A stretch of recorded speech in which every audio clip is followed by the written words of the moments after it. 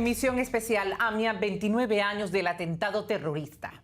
Nicole, en abril pasado se estrenó el documental Nisman, la víctima 86, producido por Waldo Wolf y Delia Cicero, dirigido por Pablo Razzioppi. El ataque a la AMIA dejó 85 víctimas, pero hubo una víctima más, la 86. El fiscal Alberto Nisman, que investigaba el atentado y apareció muerto en enero de 2015 en su departamento con un tiro en la cabeza. Veremos ahora segmentos del documental y comenzamos por el que se llama La Búsqueda.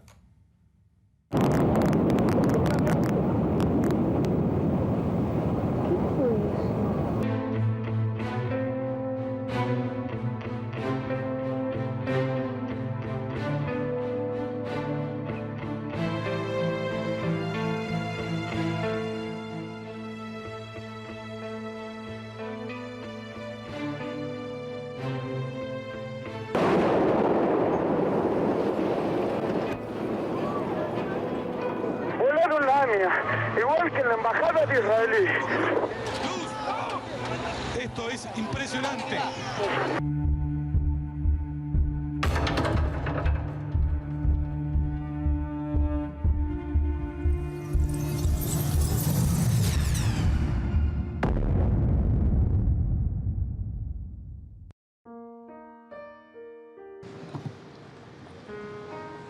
Hace 25 años, el edificio de AMIA se desplomó estrepitosamente, levantando polvo y humo que subieron al cielo en un hongo negro con olor a amoníaco y muerte. Sentimos el dolor de una ausencia, un espacio vacío en donde ellos ya no están.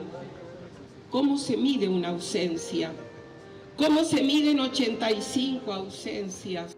En realidad esa mañana fue trágica antes de empezar a ser trágica, porque nosotros habíamos vivido 20 años en Pasteur y Córdoba, a escasa una cuadra del edificio de AMIA, y recuerdo que mi hija, que era única hija, cuando era chica teníamos que pasar por esa vereda porque el edificio de AMIA tenía mármol negro y ella tenía que pasar los deditos por la superficie brillosa. Me llama mi marido, que en aquel entonces trabajaba, y me dice: estoy llamando a los que eran nuestros vecinos en la calle Pasteur. ¿Por qué? Porque pusieron una bomba en la AMIA. Nosotros teníamos dos hijas mujeres, Paola era la del medio, y Ana, mi señora, y Paola fueron al edificio de la AMIA. Era el primer día que entraba Paola, ella nunca había entrado al edificio de AMIA, fue el primer día que entró al edificio y el último día de su vida. Mi hija estaba dentro y hubo todo tipo de señales de que no nos hagamos problema porque cayeron al subsuelo y en el subsuelo había equipos especiales de aire y etcétera, etcétera. Desastre. Desastre total. Y a la tarde no entendía cómo estaban a la vuelta de la AMIA en un televisor viendo la final del Mundial y yo me preguntaba cómo nos había parado el mundo. Yo recuerdo que yo le gritaba a la policía que tengo a mi señora y mi hija adentro y no nos dejaban pasar. Bueno, pasamos un poco a los golpes y a los empujones y recuerdo haberla visto a Ana. La cara de Ana era los ojos absolutamente salidos de las órbitas, era como que el globo ocular estaba más afuera que adentro de los ojos y toda la parte de abajo era como una cosa negra, como si fuese un derrame o un moretón. Y lo único que hablaba Ana, gritaba Paola, Paola, Paola y no se le podía sacar otra palabra. Nicole, no todos los caminos conducen a Roma. El del ataque a la AMIA conduce a Teherán. Los más altos jerarcas del régimen iraní en 1994 estuvieron involucrados en el atentado. Veamos parte del segundo segmento del documental La Víctima 86, llamado Irán.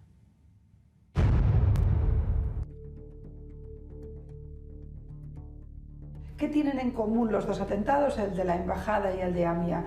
Bueno, lo tienen todo. De entrada, sin ninguna duda, fueron los primeros laboratorios de lo que luego serían los grandes atentados yihadistas en el mundo. Fue el primero de muchas cosas. Era un atentado contra la sociedad civil, el de la embajada era más político, pero el otro era directamente a matar ciudadanos. Y un poco el yihadismo te enseñaba la patita de lo que luego vendría a una dimensión enorme, internacional, de manera tan trágica. Después tuvieron en este caso como contacto indiscutible, como conexión, que eran iraníes, que venían de la Guardia Revolucionaria, venían de los sectores de élite de Irán y que, por tanto, desde mi punto de vista, siempre fueron dos atentados de guerra, dos actos de guerra, porque era un país que atacaba a otro país. Nunca entendí por qué Argentina no entendió ese concepto. Fue un segundo castigo a la Argentina por el incumplimiento de los contratos que habían asumido gobiernos anteriores con Irán respecto a la provisión de equipamiento nuclear para desarrollar tanto un proyecto civil en Irán como, a escondidas, un proyecto militar. La matriz era exactamente la misma que se había aplicado para la embajada.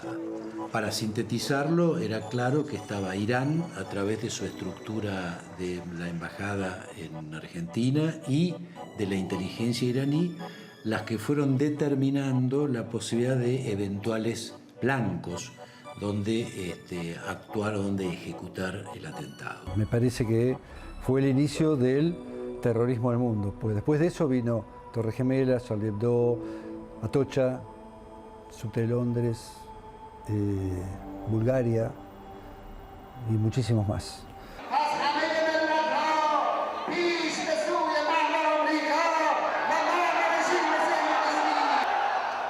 Irán es el único país del mundo que cada día cuando se levanta amenaza con la destrucción a otro país del mundo, que es Israel. El régimen iraní castiga, ya sea individuos, organizaciones o naciones, cuando no cumplen con lo pactado. Y queda establecido a partir de 1994 que el objetivo a demostrar es la participación de Irán y de los personajes que en ese momento estaban en Argentina como brazo ejecutor y los autores intelectuales que fueron las más altas autoridades de Teherán de su momento. Ahora el tema corre por cuenta de la justicia. Éramos tan inocentes al principio que todo lo que nos decían nosotros creíamos. La primera reunión que nosotros tuvimos con el juez Galeano tenía lágrimas en los ojos y a un familiar le palmeó la espalda y le dijo: yo voy a pelear hasta encontrar al último de los culpables, quédense tranquilos. Y yo recuerdo que le dije a la mamá de la víctima más chiquita, de Sebastián Ferreiro, le dije: ay, qué suerte que tuvimos, mirá, tiene lágrimas en los ojos, este hombre va a hacer mucho. La mano derecha del fiscal Nisman en la investigación del atentado a la AMIA era Horacio Jaime Estiuso, jefe de operaciones del Servicio Secreto argentino. En medio de una guerra de espías, Estiuso y Nisman reciben entonces la orden del gobierno argentino de no investigar más a los iraníes sospechados del atentado. Se inicia así una guerra de espías. Creo que hemos dado un paso muy importante en destrabar una causa que estaba absolutamente inmovilizada.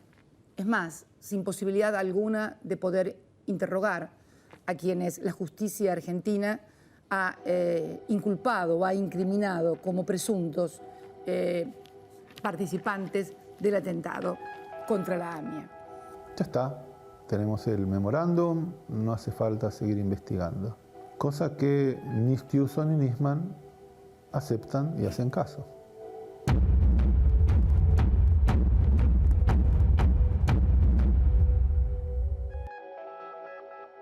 Debo reconocer que Jaime Estiuso fue el mejor oficial de inteligencia que he conocido. Realmente brillante. En realidad, Estiuso fue la cabeza visible del desmontaje de toda una estructura de inteligencia civil. Se percibía como una guerra de intereses dentro de la Agencia de Seguridad de la Argentina, o sea, de la CIDE. Había quedado completamente partida o estallada, si querés, lo que era la CIDE, la Secretaría de Inteligencia del Estado.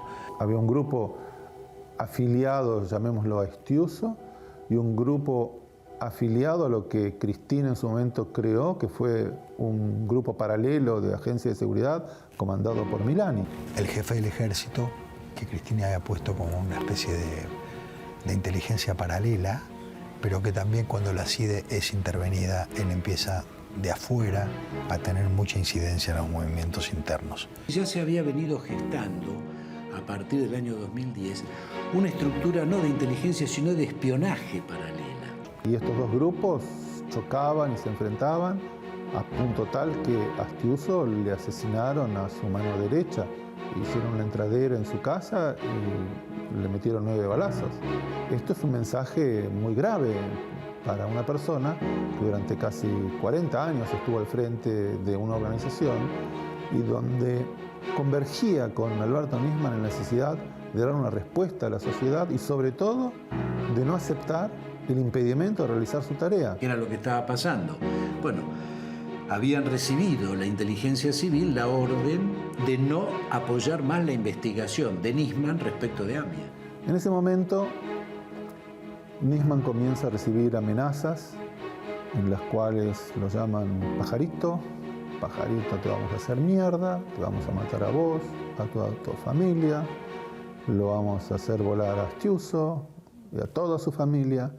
Amenazas graves que implicaban no una amenaza velada, mira, no te metas, te vamos a matar. Pero a pesar de las amenazas, Nisman siguió adelante con su trabajo y denunció a la presidenta Cristina Fernández de Kirchner de realizar una alianza con los terroristas.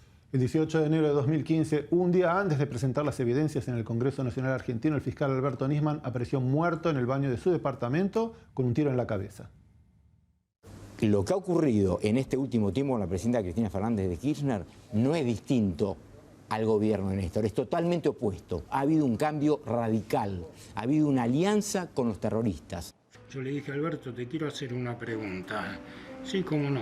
Le dije, ¿vos sabés dónde te metiste? Me dice, Luis, yo ya soy grande, no soy ningún idiota, dijo otra palabra más fuerte que idiota, sé dónde me metí, sé lo que estoy haciendo. Y colgó el teléfono.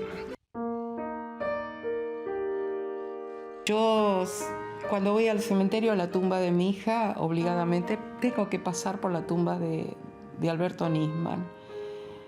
Y siempre que le pongo una flor, le digo, seguimos iguales. Esté Nisman o no esté Nisman, las pruebas están, pero me gustaría equivocarme justamente por la institucionalidad del país, porque esto le hace muy mal al país. Creo que no, pero bueno, lo volvería a hacer y es una lástima, pero la prueba es muy contundente. Gracias, fiscal. Gracias a usted.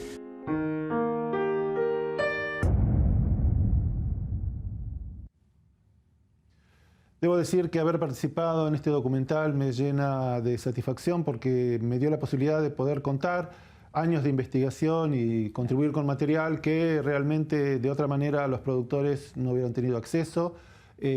Los que quieran ver el documental completo pueden hacerlo en www.lavictima86.com. Es una película que está disponible para todo el mundo. Excelente trabajo, Carlos. Gracias. AMIA, ley de juzgamiento en ausencia, un debate para promover una ley que cambie la ecuación justicia o impunidad. Ya regresamos.